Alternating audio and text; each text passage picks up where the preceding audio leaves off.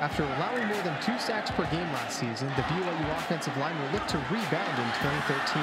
The Cougar front is receiving a facelift, and O-line coach Garrett Tujay likes what he sees so far. The effort and the energy is unbelievable. It's just to get the execution to that same level is the chore right now. With the loss of Braden Hansen and Braden Brown to graduation, the Cougars have some gaps to fill in the trenches, but this unit is confident they won't miss a beat. You can never really replace those two guys. They're great players.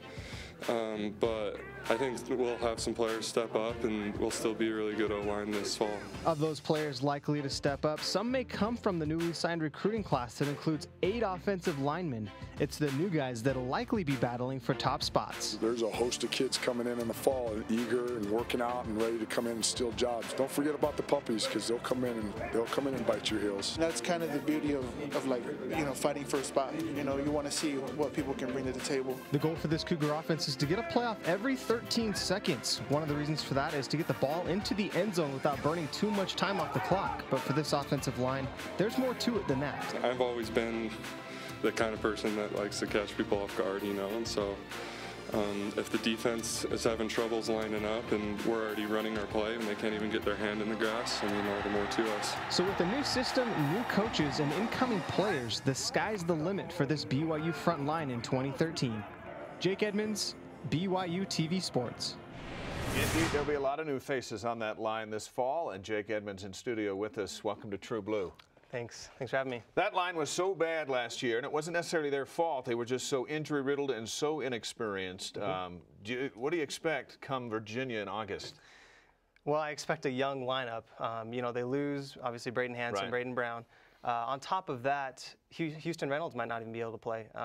Robert and I talked about Houston probably being done for his career. So without Houston Reynolds, there's really only one senior in this entire unit.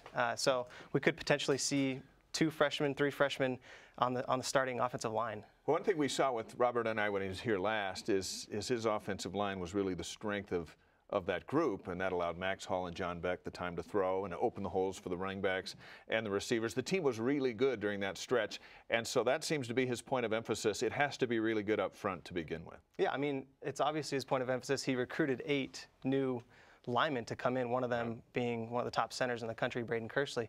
So it's definitely a point of emphasis, and Coach and I has kind of hinted at that with his recruiting class. Kersley going to be the starting center? He has a chance, just like Coach Tujay said. Don't forget about those puppies. Kersley's one of those. He could end up breaking the 2 deep, could possibly be the starting center, depending on where Terrence Aledo could play. Right now, he's been playing at the center in the spring, so Kersley could beat him out, maybe move him around.